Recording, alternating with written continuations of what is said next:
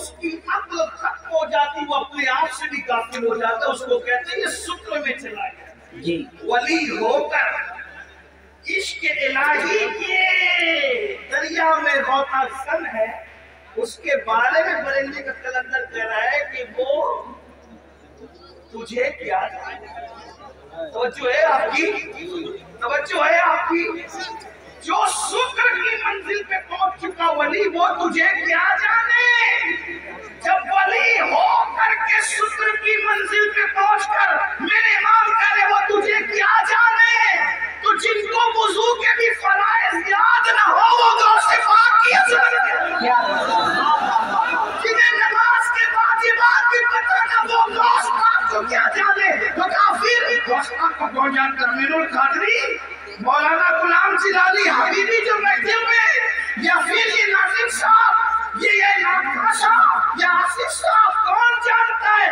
کہنا اگر غوث پاک کی عظمت پوچھنی ہے تو ہما شما سے نہ پوچھو، کیونکہ شکر والا ان کو نہیں جانتا، تو جاننے والا کون ہے؟ تو کہتے ہیں شکر کے جوش میں جو ہے وہ تجھے کیا جانے، خضر کے ہوش سے پوچھے اگر میرے پاس کی شان پوچھنا ہے تو جاؤ اور حضرت سیدنا خضر سے پوچھو کہ عظمت کا گھر سے آگے۔ نعرہ تکبیر، نعرہ رسالت، زندہ باد زندہ باد زندہ باد زندہ باد۔ بہت اچھا۔ اب کسی کو مل گئے خضر، توجہ، کسی کو مل گئے حضرت خضر، اس کو شیخ عبدالحق محدث دہلوی لکھ رہے بھائی، کچھ لوگ سوچتے ہیں کہ یہ امین القادری قادری ہے کہ غوث پاک کو بہت بڑھا دیتا ہے۔ اللہ کے بندوں میں نہیں بڑھا، میری اوقات کیا ہے، ہم بڑے ان کے فیض سے، ہم بڑے ہیں، اگر بڑھ گئے ہیں کسی کی نظر میں ان کے فیض سے، ورنہ ہماری کوئی اوقات نہیں، جب تک بکے نہ تھے کوئی پوچھتا۔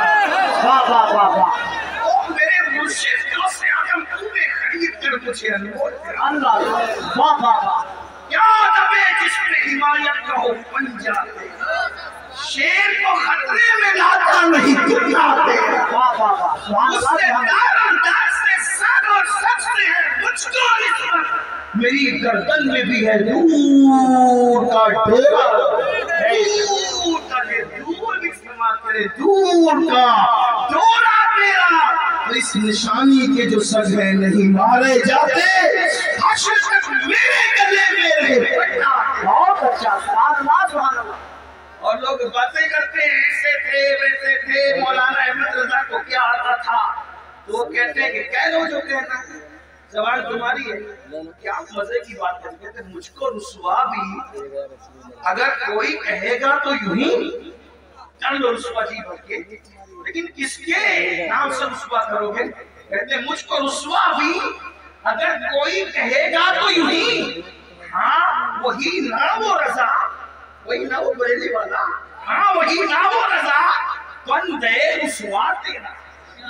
اگر رسوا بھی کرے گا تو یہی کہے گا نا کہ وہ غوث پاک کا غلام ہے، اور جب غوث پاک کا غلام کہہ دیا تو پھر مقدر کی معراج ہے۔ بے شک بے شک بے شک، رسوا بھی اگر کوئی کہے گا تو ہاں وہی نہ وہ رضا، جی، بندے رسوا تیرا۔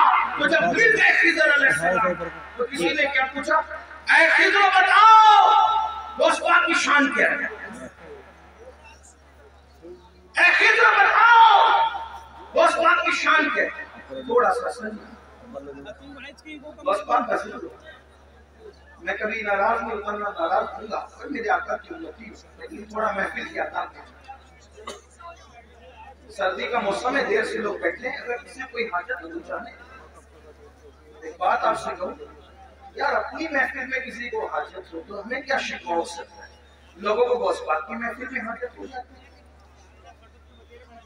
اور اگر وہ بھی جاتی تھی تو میرے غوث کی شان کیا تھی۔ ایک مرتبہ ایک صاحب کو حاجت ہو گئی، استنجا کی حاجت ہو گئی، اسی لیے میں لوگوں سے کہتا ہوں جلسے شارٹ کیا کرو، لوگوں کی حاجتوں کا خیال، جب لوگوں کی حاجتوں کا خیال کر کے رسول اللہ نماز مختصر کر دیتے تھے لوگوں کی حاجتوں کا خیال کر کے ہم جلسہ مختصر کرتے تو کون سے چھوٹے ہو جائیں؟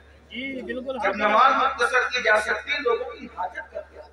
آقا فرماتے میرا دل چاہتا ہے میں لمبی نماز پڑھاؤں لیکن میرے پیچھے بوڑھے بھی ہوتے ہیں بچے والی مائیں بھی ہوتی ہیں میں ان کا خیال کر کے نماز مختصر ہاں تو ذرا میں بھی لیکن کو خیال کرتے ہوئے سردی کے موسم سے تقریر بھی مختصر ہی کرنا جتنی مختصر ہو سکتی. توجہ ہے آپ کی. ایک صاحب کو حاجت ہوگی استنجا کی حاجت ہوگی اور بالکل آگے بیٹھے. کچھ لوگ کو آگے بیٹھنے کا شوق ہوتا ہے آگے بیٹھے اس لیے کہ یہ شوق بھی پہلے بڑا پرانا ہے آگے بیٹھے. صحابہ کرام بھی آگے بیٹھنے کی کوشش کرتے تھے حضور کے قدموں میں. غوث پاک کے غلام بھی آگے بیٹھنے کی کوشش کرتے. سب کی اپنے اپنے انداز ہوتے. کچھ ایسے بھی میرے بھائیوں کے جو انٹرنیٹ پہ بیٹھ کے گھر میں تکیے کے ساتھ دیکھ کر سن لو انہیں سننے کا ثواب تو ملے گا لیکن محفل کی جو برکت ہے میں یہ نہیں کہہ رہا انٹرنیٹ پہ نہ سنا کرو لیکن محفل کی جو برکت ہے جہاں 40 مومن جمع ہو جائیں ان میں ایک اللہ کا ولی ہوتا ہے. ہاں تو تکیہ لگانے میں یہاں کا لطف کہاں آئے گا اس لیے کہ یہاں کئی اولیاء خود موجود ہوں گے انشاءاللہ. سوچے تو صحیح 40 میں ایک ولی ہوتا ہے ہزاروں میں کتنے ولی ہوں گے اور کسی کی نظر ہم پہ پڑ گئی تو پھر ہمارے تو والے میں آلے ہوں گے انشاءاللہ. مقدس سمجھ جائے کیونکہ نگاہ ولی میں وہ تاثیر دیکھی بدلتی ہزاروں کی تقدیر دیکھی. اللہ اکبر. تو ایسے یہ کر رہا تھا ایک صاحب کو حاجت ہو گئی غوث پاک اب بالکل بیٹھے آگے اور مجمع کتنا 70,000. غوث پاک کی محفل میں لوگ آتے تھے 70,000.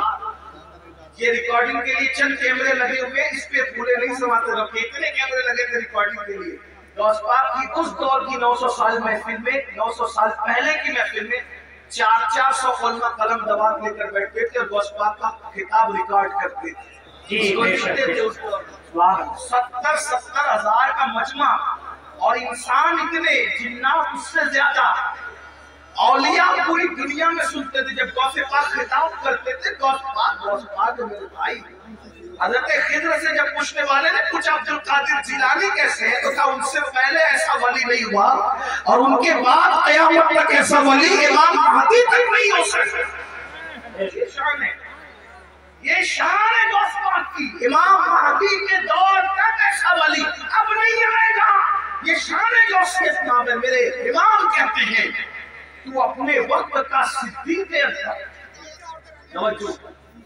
تو اپنے وقت کا صدیق اکبر غنیوں حیدروں عادل یا غوث اور کہتے کوئی سالک ہے یا واصل یا غوث. سالک اور واصل کا مطلب سالک اس کو کہتے ہیں جو ولایت کے راستے پہ ابھی چل رہا ہو منزلیں طے کر رہا ہو اور واصل اس کو کہتے ہیں جو ولایت کی منزل پر پہنچ گیا ہو. ہمارے اہل سنت کے عقیدے میں غوث اعظم کیا کہتے ہیں کوئی سالک ہو یا واصل ہو یا غوث وہ کچھ بھی ہے تیرا سائل ہے یا غوث. کچھ بھی ہو جائے غوث پاک کے در پر ہاتھ ہی پھیلا رہا ہے. یہ شان ہے غوثیت میں آپ کی. تو میں بات پوری کر دوں بات مکمل کر دوں. کیا عرض کر رہا تھا اللہ اکبر. ایک صاحب کو حاجت تھی غوث پاک صاحب کشف تھے. کشف یعنی اللہ نے ان کو دل میں ایسی چمک دی تھی کہ وہ دلوں کے حالات جان لیتے. اور کشف کے بارے میں سب اقوال موجود ہے کہ اس کی کوئی تشریح نہیں کر رہا ہوں صرف عوام کے فہم کے حساب سے بات میں نے بتا دی. تو جب دیکھا کہ ان کو استنجا کی حاجت ہے اپنی چادر ان پر ڈال دی. چادر اٹھا کر ان پر ڈال دی. جب اپنی چادر ان پر ڈالی تو وہ اپنے آپ کو غوث پاک کی محفل میں نہیں پاتے بلکہ اپنے آپ کو ایک جنگل میں پاتے جہاں پر نہر تھی درخت تھا اور جنگل تھا. جنگل میں کوئی نہیں تھا. انہوں نے جلدی جو وہ اپنی چیزیں اتاری درخت سے لٹکائی اور لٹکانے کے بعد حاجت سے فارغ ہوئے وضو کیا. جیسی وضو کیا تو پھر اس کے بعد چادر ہٹائی تو وہ غوث پاک کی محفل میں. آزائے وضو پہ وضو کے اثرات ہیں. اب سوچتے ہیں کہ یا اللہ میں فارغ ہو گیا اور یہ میرے ساتھ ہو گیا لیکن کچھ چیزیں ان کی بات چھوڑ گئی. درخت سے جو چیزیں لٹکائی کوئی چیز چھوٹ گئی. اب احساس ہوا کہ یہ چیز چھوٹ گئی. وہ آئے گی کیسے کیونکہ میں تو گیا نہیں وہاں پر چل کے پہنچایا مرشد نے. پھر چادر ڈالی تو اپنے آپ کو وہی پایا. تو وہ آپ جہاں وضو کیا تھا وضو کے پانی کے اثرات بھی موجود تھے اور پھر استنجا کے اثرات بھی موجود تھے. تو وہاں سے اپنی وہ چیز کی پھر چادر ہٹائی پھر غوث پاک کی محفل. ایک مرتبہ وہی بزرگ جن کو دنیا شیخ علی ابن ہیتی کے نام سے جانتی ہے ایک مرتبہ غوث پاک کے بیان میں بیان سنتے سنتے سو گئے. مقرر پہ بہت بجلی گرتی ہے دوست. جب کوئی اس کی تقریر میں آپس میں بات کرے چلائے یا سو جائے. اس لیے کہ حالانکہ میں وہ آدمی نہیں ہوں, میں تو بالکل عوام میں سے ہوں, ان پڑھ سا آدمی ہوں, میری کوئی حیثیت نہیں. لیکن مقرر جو تقریر 1 گھنٹے کی کرتا ہے نا کم سے کم 4 گھنٹے وہ محنت کرتا ہے جب 1 گھنٹے کی تقریر تیار ہے. تو اس کو ایسا لگتا ہے یار میں پوری جان نکال کے ڈال رہا ہوں, یہ آپس میں بات کیوں کر رہے ہیں, یہ سو کیوں رہے ہیں. لیکن جب سے میں نے واقعہ پڑھا ہے نا تو مجھے کبھی کوئی سوتا ہے تو اتنا ٹینشن نہیں ہوتا ہے. کیوں؟ کیونکہ جب عبد القادر جیلانی میرے مرشد کی محفل میں لوگ سو جاتے تھے, تو اگر قادری کی محفل میں سو جائے تو میری بھی کوئی محفل بھی تو نہیں, ہماری کیا محفل. ایک دوست تو کہہ رہے تھے مجھے کہ دیکھو آپ کے نام پہ اتنے لوگ آتے. میں نے کہا توبہ کر, میرے نام پہ کون آتا, میری کیا اوقات ہے, میری کیسے. غوث پاک کے نام پہ آئے, اللہ کے نام پہ آئے, اللہ کے نام پہ. یہ بات آج کے بعد کبھی مت کہنا کہ میرے نام پہ, میری کیا اوقات ہے. میں تو ان کے گداؤں میں سے ایک گدا, میں تو ان کے منتوں میں سے ایک منتا, ان کے سگوں میں سے ایک سگ ہے. وہ بھی تو میں کہہ رہا ہوں, وہ قبول کر لے تو ان کا کرم, میری کیا اوقات. اس طرح کی باتیں نہ کہا کرو. یہ جتنے لوگ آتے ہیں وہ اللہ کے نام پہ آتے ہیں, رسول اللہ کے نام پہ آتے ہیں, اولیاء اللہ کے نام پہ آتے ہیں. ہمارے نام پہ کوئی نہیں آتا, ہمارا نام اس قابل. ہم تو ابھی اسی فکر میں بیٹھے ہیں کہ ایمان پر خاتمہ ہو جائے تو ہماری مقدر کی میراث ہے, اس کی بھی کوئی گارنٹی نہیں. آپ کیا سمجھ رہے ہیں؟ بہت ہی نمستی کرنے کی ضرورت نہیں ہے, اپنی آخرت کی فکر کرو. سرکار غوث اعظم کا مرتبہ کیا ہے, مرتبہ دیکھو. ان کی محفل میں سونے والے سو گئے. غوث پاک خطاب چھوڑ کر اس کے آگے ہاتھ باندھ کے کھڑے ہوئے, مرید کے آگے پھر ہاتھ باندھ کے کھڑا. محفل سناٹا. بھائی اگر کوئی مقرر کسی ایک آدمی کی طرف متوجہ ہو جائے تو کیا حال ہوگا اس کا. پورا مجمع, وہ بھی پھر کہتا ہوں 70,000 کا مجمع ہوتا تھا غوث پاک کی محفل. اور غوث پاک یہ تو سامنے لوگ ہوتے تھے, جب خطاب کرتے تھے تو کہتے تھے الحمدللہ, پھر چپ ہو جاتے تھے. پھر دوسری بار کہتے تھے الحمدللہ, خطبہ شروع کر. لوگ کہتے ہیں اب 2 بار الحمدللہ کیوں کہتے ہیں. اب پہلی بار جب کہتا ہوں نا تو پوری دنیا کے جو ولی ہوتے ہیں اپنے اپنے گاؤں میں, اپنے اپنے شہروں میں, اپنے اپنے دیہاتوں میں, اپنے اپنے گھروں میں پہلی بار کی الحمدللہ سن کر سارے کام چھوڑ دیتے اور اٹینشن ہو کر کے خطاب سننے لگ جاتے. یعنی پہلی بار کی الحمدللہ اٹینشن, وہ ان کو مخاطب کیا جا رہا ہے, خطاب شروع ہو گیا. اللہ کے شکر سے خطاب یہ غوث پاک. لوگ کہتے ہیں مجھے انٹرنیٹ پر اتنے ہزار لوگ سنتے ہیں. میں نے کہا کہ انٹرنیٹ کی خیرات ہے میرے عزیز. جب انٹرنیٹ کا نام بھی لوگوں کو پتا نہیں تھا, جب بھی میرے غوث کا خطاب پوری دنیا کے ولی اپنے اپنے شہروں میں سنا کرتے تھے. دنیا بہت پیچھے ہے, مگر اتنا ضرور ہے کہ جب یہ کہہ دیا تو لوگوں نے کیا کہہ دیا, خانی کر دیا, قصہ ہو گیا. میں نے کہا انٹرنیٹ کی چپ پر تو ایمان لایا ہے, اللہ کی قدرت پر کبھی نہیں لایا. جب سیٹلائٹ پوری دنیا میں تقریر پہنچا سکتا ہے تو اللہ نہیں پہنچا سکتا. اور یہ سیٹلائٹ بھی کیا اللہ کی قدرت سے باہر ہے. بات اللہ دنیا میں جو کچھ جس کے ذریعے سے ہو رہا ہے, جو کچھ ظہور پذیر ہے, وہ میرے اللہ کی قدرت ہے. بے شک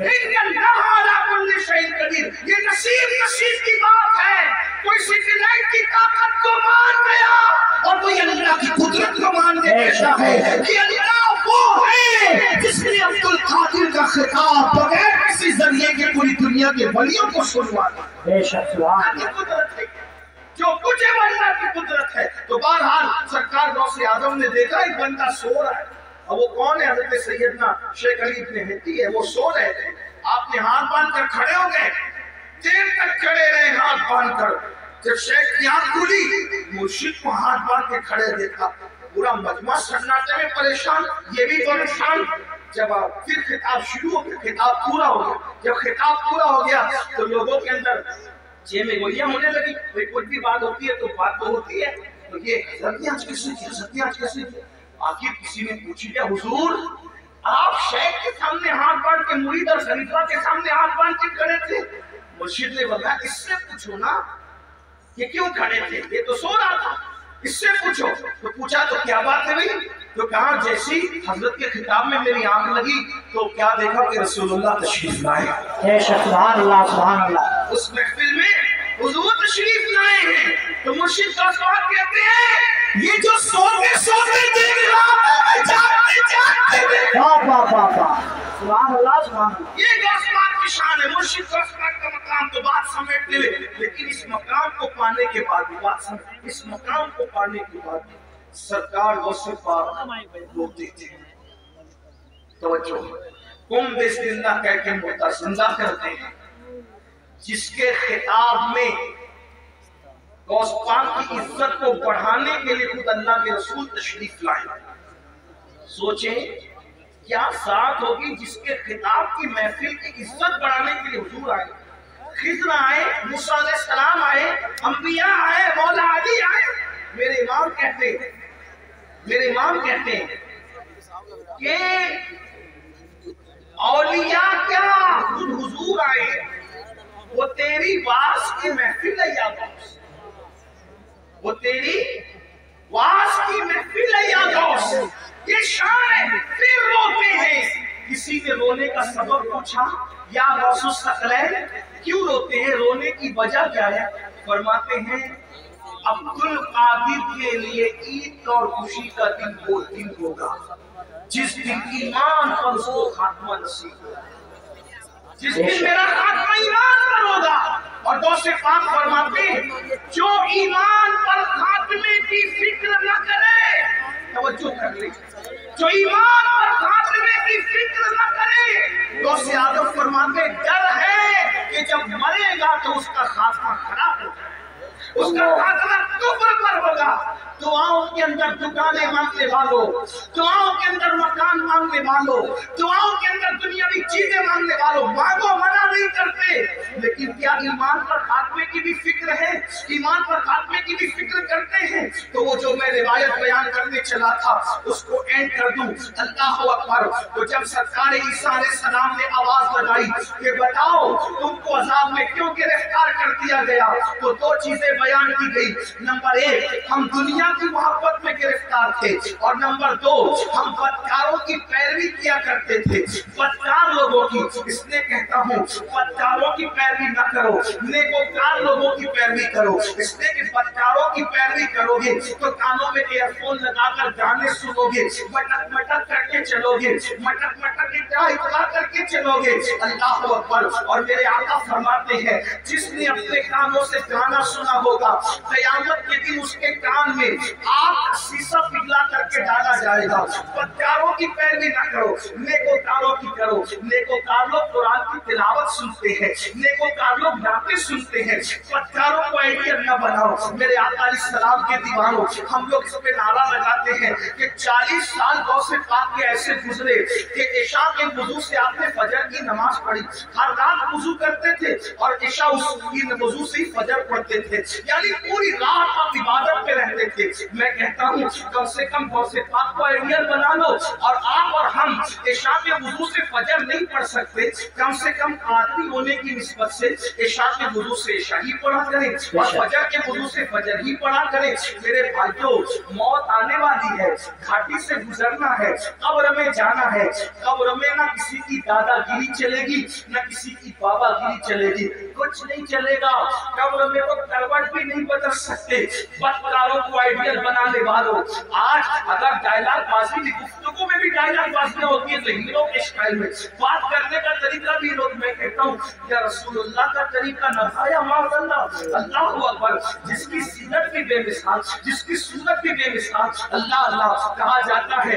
حضرت استاد زمن نے یا مولانا حسن نے کہا، مولانا حسن بریلوی نے کہا تھا کہ تیری سیرت، تیری صورت زمانے سے نرالی ہے، تیری سیرت تیری صورت زمانے سے نرالی ہے، تیری ہر ہر ادا پیارے کلیجے بے مثالی ہے۔ میرے بھائیوں آئیڈیل بنانا ہے تو اللہ والوں کو بناؤ، اللہ والوں کے طریقے پہ چلو، ان کے نقش قدم پر چلو، بدکاروں کو آئیڈیل نہ بناؤ۔